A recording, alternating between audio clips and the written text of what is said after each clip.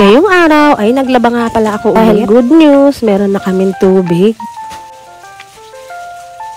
Tamang-tama, napakaganda nga ang panahon ngayong umaga. Yo mga mi, kamusta? Happy weekend! Ilang beses nga pala kayo maglaba kada isang linggo? Ako noon, isang beses lang kada isang linggo. Pero ngayon ginagawa ko noon 2 beses sa isang linggo. At ilang piraso lang naman kasi ang ating sampayan at nabali na nga. Ngayong week kasi ang bayaran ng tubig at PLDT sa amin. Eto, hinandaan ko na naman siya ng favorite niyang cup noodle. Pagkatapos maging labandera sa labas, eto, housewife at nanay na naman. Hari naman tayong no choice kasi tayo pa rin nanay ang kikilos. May dala nga pala si Papa Chuck na napakaraming pineapple mga mi. Eto, hindi ako marunong magbalat nito. Kayo ba? Marunong ba kayo magbalat nito? Eto, maya-maya pumunta na nga ako sa bibilhan natin ng mga karne. Kay dadaan muna ako sa Dali. May mga gusto rin akong bilhin doon na kinakain din namin. Hindi lang naman ang nabili ko sa Dali at dumaan na rin tayo dito kay ate. At konti lang din ang nabili ko, pang 1 week lang talaga. Eto na nga, nandito na tayo sa bahay mga mi. Nagsaing na ako dahil anong oras na nga pala. Buti na lang, may tubig na tayo kasi kahapon ilang oras na talagang walang tubig. Ayusin na nga pala natin mga binili natin. Konti lang naman mga pinamili ko. Dagdag na lang din ako mga sibuyas, bawang, patatas at mga siling haba. Suka, toyo at patis, marinated na bango. Yung favorite kong kopi huwan, masarap yan mga mi, lasang vanilla. Tissue at shampoo at sabaw. I-try nyo nga rin pala mga mi, yung siyempre nakita ko sa inyong luncheon meat, napakasarap nun, para siyang talagang mamahal. Pala yung favorite naming marinated na bango na bibili sa Dali, apakamura lang, 179 pesos. Meron dito sa mga ibang grocery katulad ng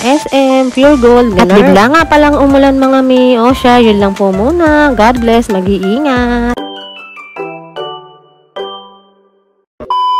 Ngayong araw ay naglaba nga pala ako dahil good news, meron na kaming tubig.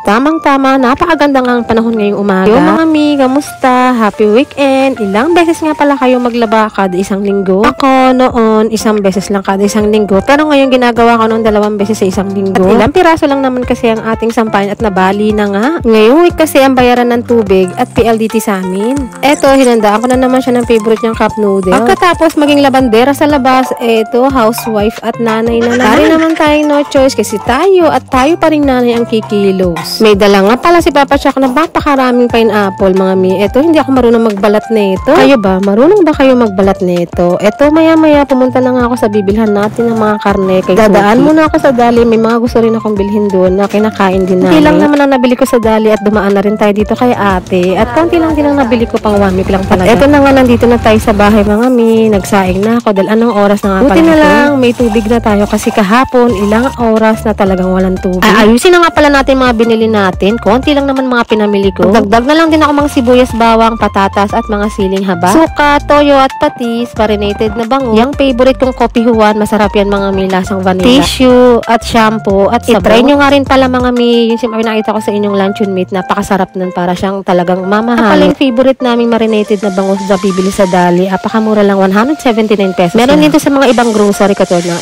SM, Pure Gold, ganun. At bigla nga palang umulan mga mi. O siya, yun lang po muna. God bless, mag-iingat.